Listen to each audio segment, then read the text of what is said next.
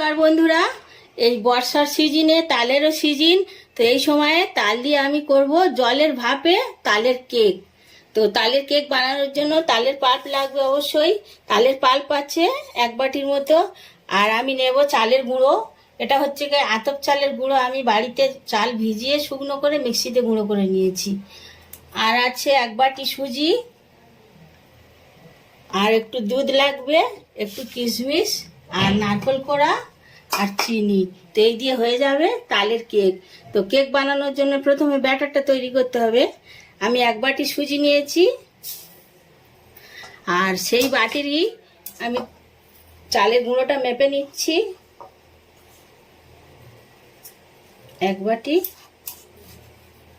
2 বাটি,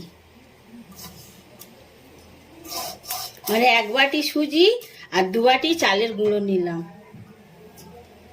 এবারে এতে দিয়ে দিচ্ছি পরিমাণ মতো একটু লবণ, আর দিয়ে দিচ্ছি নারকেল কোড়া, আর দিয়ে দিচ্ছি পরিমাণ মতো চিনি, আর দিয়ে দেবো একটু এলাচ গুঁড়ো, ছোট এলাচ গুঁড়ো করে রেখে দিয়েছি, আর দিয়ে দিচ্ছি একটু কিশমিশ আর তালের পাল্পটা।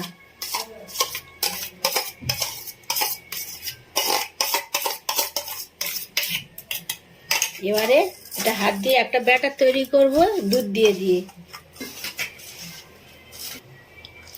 ব্যাটারটা মেখে নিয়েছি, এইরকম একটা ঘনত্ব এসেছে। এবারে এর সাথে দিয়ে দেব আমি 1/2 চামচের মতো বেকিং সোডা আর 1 চামচের মতো বেকিং পাউডার।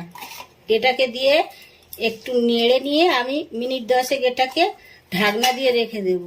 10 মিনিট পরে আমি চলে এসেছি।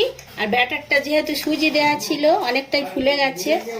আর এটা আমি বাটির ভাপে তৈরি করব, তো সেজন্য ছোট ছোট বাটিতে আমি সাদা তেল এরকম ভাবে হাত দিয়ে ব্রাশ করে নিয়েছি। আর বাটিতে আমি সাদা তেল একটু হাত দিয়ে ব্রাশ করে নিয়েছি।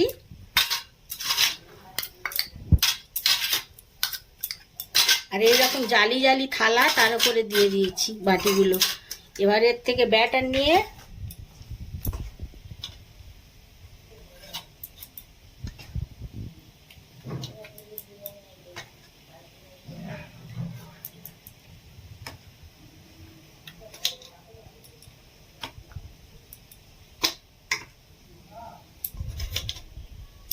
উপর থেকে একটু নারকেল ছড়িয়ে ছড়িয়ে দিচ্ছি।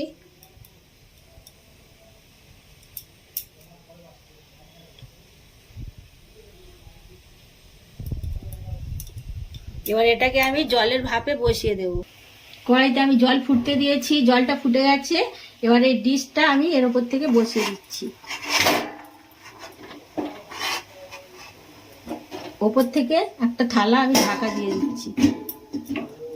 10 মিনিট পরে চলে এসেছি, দেখি কতটা কি হলো।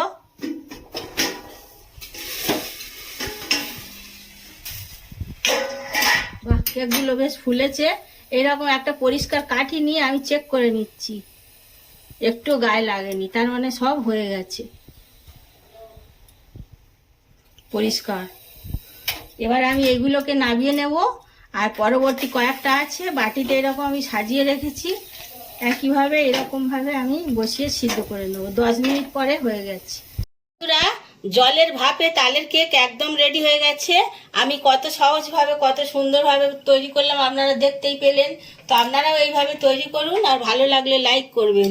এই দেখুন কত সুন্দর হয়েছে, নরম এবং খুব ভালো লাগে খেতে। এগুলো এরকমভাবে বানিয়ে আমি একটা কেটে দেখাচ্ছি ভেতরটা যদি কেমন হয়। দেখুন ভেতরটা একটু কাঁচা নেই, অথচ খুব সুন্দরভাবে তৈরি হয়ে গেছে। তো আপনাদের যদি ভালো লাগে একটা লাইক করবেন।